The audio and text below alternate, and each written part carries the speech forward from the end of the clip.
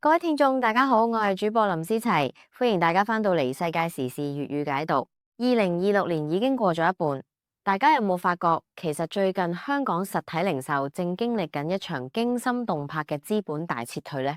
一邊係執掌香港民生經濟幾十年嘅超級財閥百佳超市，另一邊係擁有千億資本橫掃內地市場嘅茶飲巨頭蜜雪冰城。邊個會諗到呢兩股看似無敵嘅力量，竟然喺同一個月內撤走喺香港市場嘅大部分生意呢？長和系旗下嘅民生龍頭百佳超級市場喺過去一年靜靜雞咁一口氣執咗9間分店，而喺內地靠極致性價比稱霸，揚言要插旗全港嘅蜜雪冰城，半年內喺元朗、沙田同尖沙咀嘅旗艦店黯然結業。短短時間內慘蝕過百萬。當最精明嘅李嘉誠選擇壯士斷臂，當最會玩低價內卷嘅內地巨頭都要狼狽離場，背後究竟釋放出一個咩信號呢？今日呢條片我同大家一齊睇下呢班資本大鱷到底睇到邊啲我哋睇唔到嘅危機呢？事不宜遲，我哋立即開始。成哥走位，代表風暴將至。百佳超市賣嘅係乜？係柴米油鹽。係全香港人無論幾窮，市道幾差，每日都一定要買嘅民生剛需。當一間賣剛需產品嘅連鎖巨頭都要喺短時間內一口氣執9間分店，成哥呢個舉動究竟預示住啲咩信息呢？熟悉財經嘅人都知道，長和係一向嘅經商哲學，就係見好就收，從來唔賺最後一個銅板。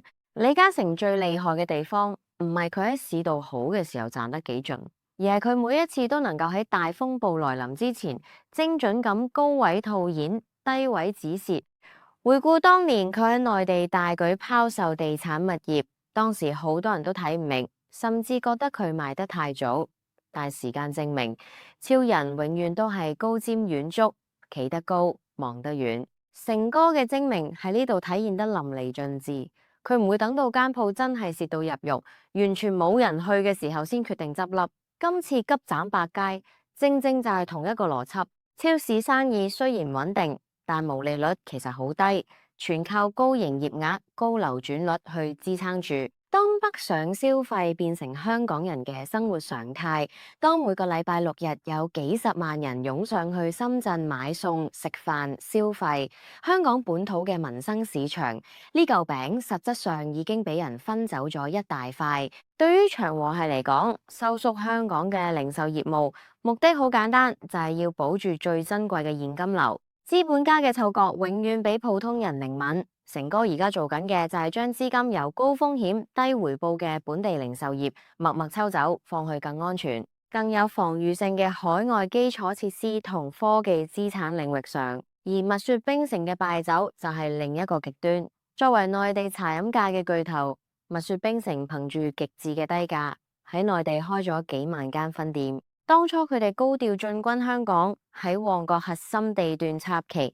以為可以用平民策略橫掃香港市場，結果尖沙咀店開咗冇耐就黯然收場，賬面損失高達7位數。搞到要執笠嘅核心原因係因為好多內地品牌盲目相信只要低價內卷就可以通行天下，佢哋完全忽視咗香港獨特嘅高成本結構。香港嘅租金幾貴，大家心知肚明。再加上近年本港人工成本不斷上漲，一間核心地段嘅飲品店每個月嘅固定開支係一個天文數字。我哋不妨計一計呢筆數。據 ViuTV 調查，尖沙咀旗艦店嘅月租叫價高達近29萬元。若以品牌旗下價格最低，每杯僅售9蚊嘅招牌檸檬水嚟計數，尖沙咀旗艦店每月最少要賣出約32000杯，先足夠應付租金開支。一杯嘢飲賣10幾20蚊，扣除食材成本，毛利其實所剩無幾。喺香港呢個市場，要每日維持咁恐怖嘅客流量，基本上係一個不可能嘅任務。更諷刺嘅係，蜜雪冰城本來想吸引更多港人消費者，但大部分港人早就被北上消費反向吞噬咗。香港人想飲蜜雪冰城，禮拜6日上去深圳，幾蚊雞人民幣就有一杯，點解仲要喺香港排隊買貴1倍嘅港版呢？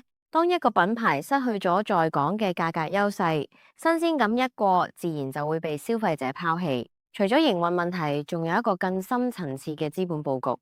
好多內地品牌瘋狂嚟香港開旗艦店嘅真正目的，係要做好條數俾海外投資者睇，鋪定條路係香港股市集資上市。但到咗2026年，港股嘅集資能力同整體融資環境同以前已經冇得比。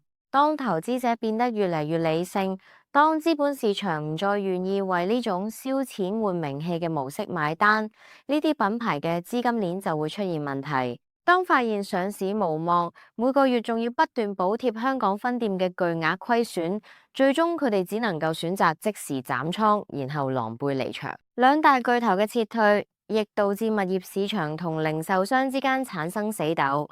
一般人以為市道差，商鋪租金自然會大跌，但現實完全唔係呢回事。好多核心地段嘅大商場同大業主，佢哋嘅物業背後牽涉到巨額嘅銀行貸款。如果業主盲目減租，就會直接導致成棟物業嘅資產估值下跌，分分鐘會引發銀行立即要求提早還款，即係俗稱嘅 call loan。為咗維持資產估值，大業主寧願將間鋪頭空置，都唔肯大幅減租。零售商一方面面對生意額腰斬，另一方面要面對租金嘅壓力，最終令到原本仲可以勉強支撐嘅鋪頭，活生生逼向結業嘅絕路。第二個重點係香港市民整體消費力嘅轉變。過去幾年，香港流失咗一大批具有高消費力嘅中產階層，而目前依然留喺香港嘅市民，面對前景不明朗嘅經濟環境，佢哋普遍進入咗一種如非必要就唔消費嘅極端狀態。大家嘅消費習慣變得極度務實，星期一至五大家返工食飯，慳得就慳。到咗星期六日，稍為有心有力嘅人，一係就全家飛去外地旅遊，一係就集體湧上去深圳消費。結果就係香港本地嘅日常零售市場，最能貢獻利潤嘅階層徹底消失咗。第三個重點係嚟自跨境電商同物流嘅全面普及。到咗2026年，網購已經唔再係後生仔嘅專利，連老一輩都玩得好熟練。當市民發現喺淘寶、拼多多買日常用品，價錢只係喺香港嘅1/3，而且內地電商平台標榜今日落單，第二日就直接送上門嘅宣傳，佢哋仲有咩理由要去幫襯本地實體店呢？大勢不可逆轉。當最精明嘅港資財閥喺度避險，最擅長低價戰略嘅內地品牌喺度止蝕，呢兩個舉動其實預示咗舊有零售邏輯嘅終結。網絡購物越來越方便，跨境物流又做到次日送達，大家自然減少咗去實體店消費。適者生存係唯一嘅定律。實體零售想生存，一定要清楚知道自己同跨境電商嘅定位。喺成本無法大幅下降、外流消費力無法逆轉嘅大環境下，相信本地零售業將會進入一段長時間嘅調整。而呢個調整唔單止影響店鋪數量嘅增減，更會影響成個商業環境嘅全方位演變。今日條片就嚟到尾聲，我想問下大家，依家你出街食飯或者買日常用品嘅時候，心態同以前相比有冇轉變咗呢？歡迎大家喺下面留言分享你哋嘅睇法。如果你都中意我嘅內容，好希望你可以點讚、訂閱同分享。你哋每個人嘅支持對我都好重要。今日嘅分享嚟到呢度，喺度多謝大家嘅收睇，我係主播林思齊，我哋下期世界時事粵語解讀再見。